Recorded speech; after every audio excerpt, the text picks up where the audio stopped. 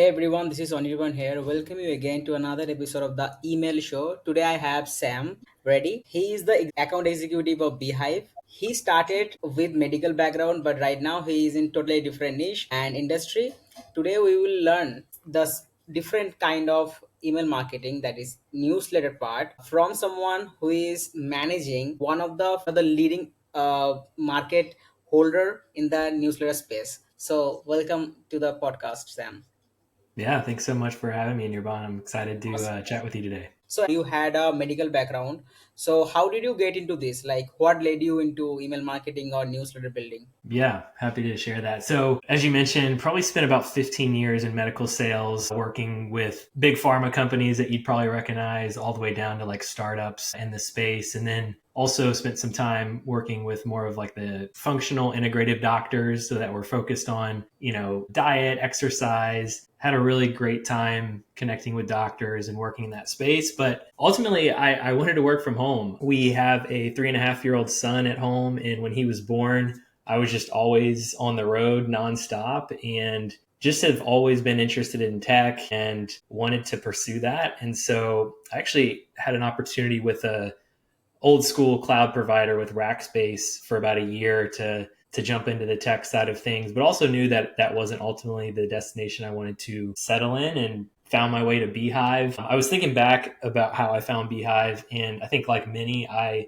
listened to My First Million and became familiar with Milk Road, the crypto newsletter. And of course, that newsletter is on Beehiiv, and kind of went down the rabbit hole from there, and just spent a lot of time researching the company and just trying to understand the email space better. And they gave me a shot to be an account executive. What that means is I'm a salesperson at the end of the day, and have been with the company for almost 2 years now. Awesome. So as you had a totally different background and you wanted to experience something in the tech industry or this, I mean, you land in this Beehive or you land in newsletter space. So you have experienced a lot of newsletters like the Hustle, 1440, as you mentioned about the Milk Road, the crypto one, yeah. So also the Beehive's founder, he used to work in the Hustle only. So what's your experience after working with Beehive for the last 2 years? Like what something you learned which you want to share with the audience who is listening about newsletter building or newsletter overall? Yeah, it's been really interesting. I think what I love most about kind of the day to day of things is I get to speak with newsletter operators and companies across every imaginable vertical in the world and all across the world too. So think of, like you mentioned, a crypto company one day. The next day, I might be talking with a top 10, media company that's been around for 100 years. And then the next day, it might be a solo creator that has a massive YouTube following that wants to launch a newsletter. So I'm just exposed to a lot of different people across many different industries, which I have really enjoyed that process. And I think, from my understanding, like you speak a lot about marketing, and there's always this question of like, what's a newsletter versus what's a marketing email. And that line is definitely pretty blurry in many ways, but I would say the newsletter space is really focused on value driven content, to receive these sort of communications or emails. And so consent based at the end of the day, and really, again, focused on that value driven content. And I mean, as you know, there are hundreds and thousands of really exceptional newsletters and operators out there. And so I do try and learn from every single one of them. I think everybody has a unique angle, and just always am looking for unique, publishers in the space that I can share with others. And we can probably get into maybe some of those specific examples as well too. So what I see right now, Beehive actually, I mean the founder of Beehive or the entire Beehive team found Beehive or started Beehive just because to grow the overall newsletter space, or maybe we can say that they wanted to build something only focused for newsletter, because we have Kit in the market which is most very famous, like we can say the number one platform because everyone uses Kit. Earlier it was ConvertKit, so it they can use it for normal email campaign, normal email ones, but later they have also rebranded them as Kit and they have introduced their newsletter front as well, because they saw that Beehive is coming as their primary competitor, and right now Beehive is the number one market leader in newsletter space specifically. So have you experienced anything regarding that, like how you tussle with Kit with respect to the features or overall market share on newsletter front? Yeah, I mean, it's a good point. I think there's just so many email service providers today, and each one kind of has, its own kind of uniqueness to it. And as you mentioned, we're focused purely and solely on the newsletter space. I know the internet loves to look at kind of what's going on with Kit versus Beehive, and yeah, we definitely have fun with that. I think there's, every platform again has its own kind of carve out. And, as we grow, we're probably going to be expanding some of that market, we'll say TAM, into other markets, right? So maybe it's marketing, maybe it's e-com, who knows? Like, it's hard to say because we've only been around for about 3.5 years. As you mentioned too, with our CEO, Tyler, he came from Morning Brew. So he really understands the newsletter space. He understands what companies and publishers need to be successful, and really just trying to make it simple to launch, grow, and monetize a newsletter in today's world. And so, some platforms you didn't mention, of course, MailChimp, been around since 2001, just massive, obviously focusing on marketing. You have Mhm. platforms like Substack, of course, that have evolved as almost more into a social platform today. So I don't know. I mean, it'll be interesting to see where Beehive is in 2, 3, 4 years from now, as we start to go up market, talk to larger customers, and it's just exciting. I've just enjoyed every single day here, and really looking forward to seeing what's next. Now everyone is on Substack, and also there people are saying that we shouldn't rely on only one platform. If they have a account on Beehive or Kit, they are also trying to establish their authority on Substack as well, because Substack become a different online engine. So how do you see this two newsletter or two way of growing the audience, like growing the audience on Substack to divert them to Beehive, or growing them simultaneously to, or maybe you can sell through Beehive, because Beehive has the ad network feature and everything, which our Substack doesn't have. So how do you think, like how we can, what we should do? Should we run two of them simultaneously, or should we actually focus on one and forget the idea of running two? Yeah, it's a good question. We've definitely seen people run both. I would also say that, again, they're just very different platforms. We just actually pushed out a pretty large update on Monday around our recommendation engine. So taking a page from Substack in many ways, because they have done a good job building out their ecosystem and creating a very strong recommendation engine there. And so at Beehive, we also have thousands of publishers, many of which could tap into our ecosystem. And so that's been a big focus of ours. So we've created this, what you could think of as like a top four. If you remember the MySpace days, I can't even remember what it was, maybe a top 10 or whatnot. But this is where you can include other similar adjacent sort of newsletters and recommend those publishers to your audiences. And we've already seen success in the first couple of days of launching this with the adoption. And I think there's still a lot we can do when it comes to recommendations, but I think over time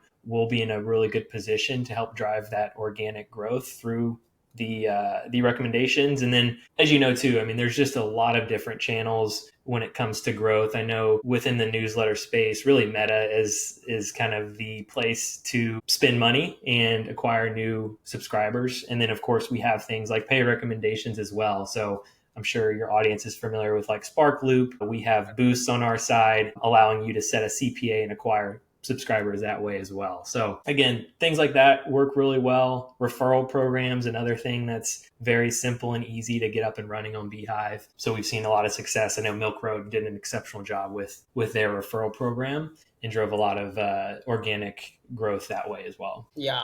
Also, I was checking on your Instagram page that there was an event. Maybe it was, I'm not sure whether you invited anyone else outside of the team, but I think like it's a team meeting where you all gathered and exchange value. Oh yeah, yeah. So we once a year. So this will be I attended my second offsite. So we're a completely remote company, almost 100 employees. I think 7 or 8 countries. Um, Earlier this year, we met up in Mexico for about a week and really got the entire team together. Had a lot of great meetings, collaboration, and you know, as a remote company, I think times like that are really impactful and meaningful. And I wish we did those once a quarter, but right now it's just once a year. And yeah, it's been awesome to work with the team, meet them, of course, in person, and just really learn from each other. Like, let's say if it's your first day to build a newsletter business, or if you want to start a newsletter today, So what are the 5 steps you take? Yeah, so it really depends on many factors. I think first of all, you just have to figure out like what is your value proposition? What's your unique angle in the market to grow a subscriber base, right? I feel like each year there's like a theme or a trend we see. At one point, a few years ago, it was the crypto newsletters. Then, of course, we saw AI newsletters just explode. This year, I think the theme is local newsletters. So everybody is launching local newsletters within their given city and seeing success. And so there are, of course, many copycats. There's a lot of, AI sort of content being pushed out there, which, sometimes can be good, sometimes obviously can be lacking in many ways. And so I think first and foremost, you just have to find like what's your expertise around, right? Like what's unique to your newsletter. And from there, I mean, a lot of it just comes down to consistency, of course, whether that's sending every single day, once a week, once a month. I think the weekly cadence is, done pretty well by most, and in a frequency that you're not overcrowding someone's inbox. Because I mean, as you know, I'm sure too, like I have so many emails that show up every single day, and there's competition in the inbox. And so if you're sending me an email every single day, am I going to be around in a month, right? I don't know, right? So I think the weekly cadence is always a really good starting place. And then from there, it really just comes down to building out the content on a weekly basis, and then figuring out how, ultimately you are going to monetize it, right? I think so many people rely on the ad supported model. Of course, Beehiiv makes that very easy to do so today, but I also think that's not really a business model, right? I think if you're just relying solely on, ad opportunities from our side, then it limits you, right? I think if you're able to think about product services that you can sell on the back end of things, that's a much better way or path forward to monetize and actually grow a real business. Mm-hmm. Amazing. So as you mentioned of the local newsletters, like there are so many people who are actually building like Rian Snedon, the Naptown Scoop. Mm-hmm. I guess Morning Brew started their local newsletters as well. So local newsletter is a theme of 25, as well as overall newsletter business is something which people are more inclined to, because right now after AI taking over in every places, like people are scared. People can't stop thinking of AI, like how they can tackle AI, right? So some people like Matt McGray, who is one of the leader in this newsletter space, he is actually using AI very smartly and incorporating AI in his overall newsletter business. Also, he teach the same in the Write, Grow, and Sell this newsletter cohort. So that is what people are thinking and people are considering a lot. So how do you see AI? Like, do you think AI is a threat or do you think AI is a friend? Yeah, that's another really good question. And yeah, I mean, if you look at the kind of traditional media companies out there, I think they're definitely worried, right? They're worried about disruption. They're also at the same time trying to figure out how to incorporate more of these tools at scale. Mm-hmm. I know for Beehiiv as a company, we're obviously thinking a lot about AI tooling as well in app. So thinking about how can we make the process of building segments, of creating automation, of pulling data, like we have all that in the app itself, and how can we provision that to the end user much easier? And I think AI is obviously a solution there. So I would say be on the lookout for more just from a product standpoint from the team with a lot of the AI tools. And then kind of personally, just how I think about it is kind of going back to that unique angle that you're providing to your audience. Like if somebody can just create newsletters, at scale, which people are already doing, you have to have something unique that can't necessarily be replicated by AI. So maybe that's design of the newsletter. Maybe that's interviews. Maybe that's creating a YouTube channel to where you're interviewing people and linking from your newsletter, like thinking about ways to mitigate some of that risk, because it's coming, it's here. I mean, it is just crazy, as you know, how many new things are being pushed out every single week in the AI space. And so I think just staying up to speed with things, making sure again you're really just creating something unique and special is really important. And yeah, who knows? I have no idea where this thing's going to be in 6 months, a year from now. I'm just trying to keep up personally. So I'm also a Beehive user. I actually took the scale plan last year in 23 actually. So after that I have made some money using the Beehive ad network, and I have found that Beehive has every feature you need as a newsletter creator or if you want to grow. a newsletter business. But I used to complain a lot about the form one, like where you only collect the email, you can't collect the name.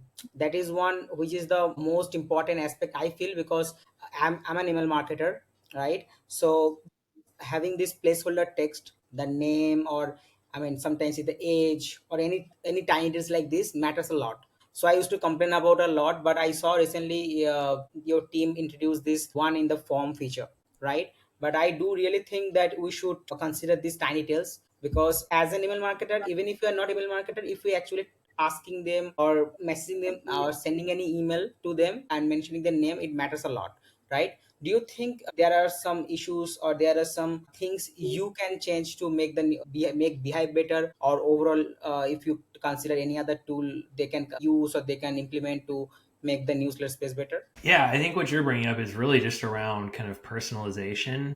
Mm-hmm. And I think it is important to your point. And we were very excited to ship that new kind of custom form feature, so to speak, because, yeah, some others might want location, zip code. I mean, there's all sorts of data fields that you can collect from a subscriber when they are signing up for something, and completely understand that from a marketing angle. I think we are probably going to be leaning more into what we would call personalization, even dynamic content. So showing certain content to certain groups of people within a newsletter.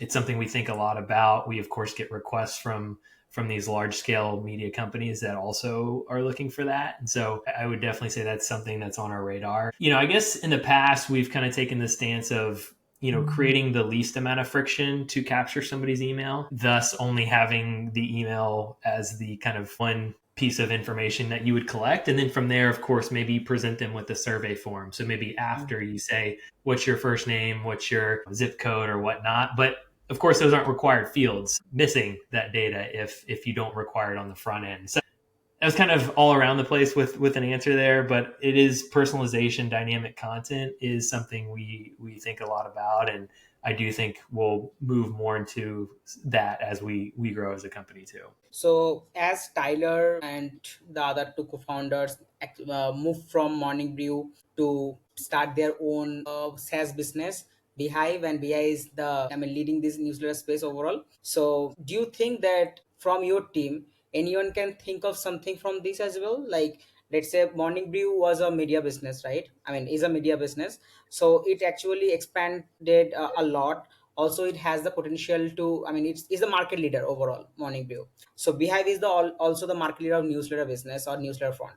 So do you think that there is a possibility of any of the employee of Beehive to build something in the same line? Are you saying like from a newsletter Yeah, perspective, like an yeah, actual newsletter property? perspective. Yeah, so I'm sure you're familiar. He talks about it all the time, Tyler, in his Big Desk Energy newsletter. I think he's got, 100,000 plus people on it. So he's growing a pretty sizable list just personally. And then I don't know if you've seen Creator Spotlight as well, which Creator Spotlight is under the Beehive umbrella, but we haven't necessarily branded it as like Beehive in many ways. Like this is really kind of a top of funnel play to reach as many people as possible. And that list has many hundreds of thousands of people in it today. And, Francis and the team do a great job of really finding unique creators across every single platform. So they don't have to, of course, be on Beehive to be featured in Creator Spotlight. And again, they're growing that into a legitimate standalone business. So I think that's probably the closest that we have currently when it comes to, Beehive newsletter properties. And of course, across the company, there's probably, I would say probably 20, 30 people that have their own newsletters as well, across Mm. different verticals. So of course, a lot have the local newsletters, a lot have kind of more business focused newsletters, like maybe covering what their day to day role at Beehive is, what they've learned, what they're working on. So there's a lot of what we call dog fooding, or what the team has thrown that term around quite a bit. But yeah, just using our own product every single day is really important and helps the product improve. It helps us understand where those pain points are, where those gaps are, and yeah, just continue to be in the app every single day. I think is really important. Do you also have a newsletter? I do. It's with my wife. We have a local newsletter. We started, I guess, 7 months ago from now. So starting to learn, how to run a meta ad, how to set up re-engagement campaigns, like really getting into the weeds of things. And it's been a lot of fun. I've really enjoyed it, and hope to continue to grow it. But I have to definitely give my wife a ton of credit, because she was a big part of like the design, and she does a lot of the writing. I'm kind of more of the back end consulting, but All she's doing a lot of the work, I would say, on a day to day basis. So for growing the newsletter subscribers, you mostly run meta ads. Apart from that, do anything else? Yeah, so it depends if you're talking about local versus kind of, we'll say, everything else, because I think local is just so unique. Like, it is geographically constrained, right? Like, I don't necessarily want subscribers outside of my little area, right? And so, yes, up until this point, a majority have come from Meta. But then you also then have to think about, how do you start to do things in person, right? How do you capture signups through events, things like that. Of course, you mentioned Ryan Sneddon. I think he's done an incredible job with Mhm. Naptown Scoop. A lot of people have kind of followed his playbook, and he's posted everything that he's done out there on Twitter, on LinkedIn. And so there are many people that are doing this well. Another one, Michael Kaufman with Catskill Crew, is another exceptional local newsletter out in the Catskills in New York. Again, there's so many people that are doing this really, really well. And so just trying to learn what's working, how to, engage your subscribers, and then just how to grow the base. Awesome. So whatever you have shared for the last 25 minutes, it was really amazing and commendable. Like those people who are building their own newsletter, or who want to get into this newsletter business space, they will get help from this podcast, as well as if anyone wants to learn it as a skill and offer it as a service, then they will also get some help.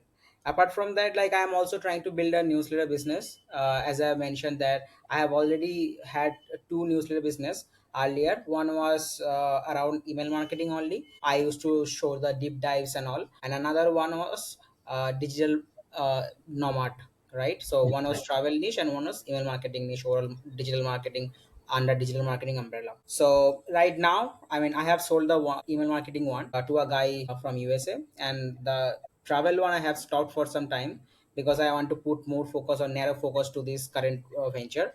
So this is, I mean, whatever I have learned for the last 2 years, I just want to share with the audience or share with people who want to grow their newsletter business. Maybe you heard of Newsletter Circle, or maybe you heard of Channel Grosio, who is running this growth in reverse newsletter, right? So I am trying to do something in their line. I want to start. I'm just running this, or I'm just working on this current venture, which is Inside Letter, where I'm teaching people or I'm guiding people on how they can grow and monetize their newsletter, right?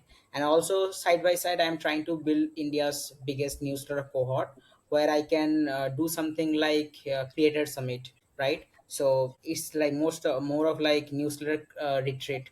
So we can connect in a place, we can actually learn, invite guest speakers. So I have this plan to do, but it takes some time and overall, because Indian audience is not that aware of newsletter business, right? Because USA has already saw the transition, right? And there are so many business which are turning from, I mean, they were info business or service business, now they are shifting to media business, because it's easy to handle Mhm. instead of this client management and overall problems. It's easy to manage, and it's also scalable, right? So I'm just trying to build this. If you have any idea, like if I want to uh, grow this on a large scale for entire India, because India is too big, so what should I do for that? Yeah, it's an interesting question. I mean, we meet with a lot of folks based in India that are oftentimes growing audiences in the USA, but then there's others, of course, that are growing audiences locally as well. We have many customers based in India, as you can imagine. I know we just published a case study with Essentially Sports, which I met with those guys actually yesterday. Really great example of launching something from zero, and now they have, I think, a million plus subscribers, and have done an incredible job of building a website with a ton of traffic, and then converting that traffic, of course, into subscribers. So we have examples of these publishers that have gone from zero to whatever, right? And have shared a lot of that. kind of plugging the Beehiiv blog here, but there's just so many resources in there, best practices, case studies, examples, again, of people starting from nothing and really growing substantial businesses. So I think you obviously are speaking to a very specific audience with what you're trying to do. And we need more people that are doing that. I mean, you mentioned Chanel, Matt McGarry. Now, there's only a few of these people that are really trying to, I feel like, share a ton of information that's helpful for newsletter operators. So if you can do this in a geography specific area, yeah, I think there's an enormous opportunity because, like you mentioned, the country is massive. It seems very underutilized still in many ways. And so I would think there's an opportunity there. Again, I think it's really comes down to, can you create that unique kind of angle in the market? I love the idea of like a summit or in-person sort of events. I'm sure people would love to attend something like that. So yeah, just get it started. I mean, that's always the hardest part, right? Just send that first that first newsletter and iterate and grow from there. Yeah, I actually have started as well, and I also have launched the beta program, and I'm done with that.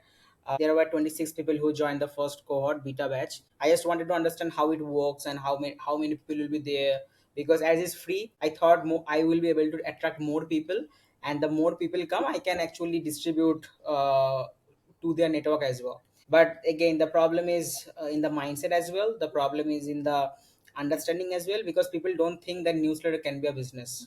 Yeah, I think it's crazy that we're talking about email in this way. It's been around for so long, and people still think, email or they just kind of push it to the side. And I mean, we kind of alluded to it earlier, but with site traffic going down and AI really becoming more and more prominent, people are realizing the value of an email list. And so we see these large companies now kind of scrambling to catch up to these up and coming newsletters that have just built this from the ground up in an efficient and scalable way. And so, yeah, I think it is funny that you have to sell email in 2025 to people, but we're trying to do our part on the Beehiiv side and create as many resources, and people like yourselves and others that can do this as well in different areas is really impactful. And if I can ever help, I mean, my email is sam@beehiiv.com. I love talking to people. I know you reached out to me on LinkedIn. LinkedIn's a great channel to reach me as well. But yeah, really just excited about the space and happy to talk to anybody that's thinking about it or has an existing list that I can help. Awesome. Thank you so much for giving your precious time today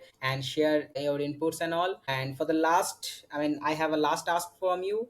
Do you have anything to share to the audience? Like if you are building any course, cohort, or any one-on-one coaching or anything? Yeah, so not me personally. I know this is we've talked a lot, of course, about Beehiiv in this discussion, but I mean, we have weekly free virtual events. I know we have a big creator summit coming up in mid-July with like Sean Purry, Tyler Dank, our CEO, I think Cody Sanchez, a lot of big names that people probably know. And it's literally free to sign up. Like there's going to be a ton of value that's shared in that. And you can just go onto beehiiv.com and sign up for those live events. But we try and do as much of that as possible. And there's, I attend those personally just because I learn and I see what sort of questions are being asked. And so there's just a ton of value in that stuff. And we're going to continue to pump out as much content as we possibly can.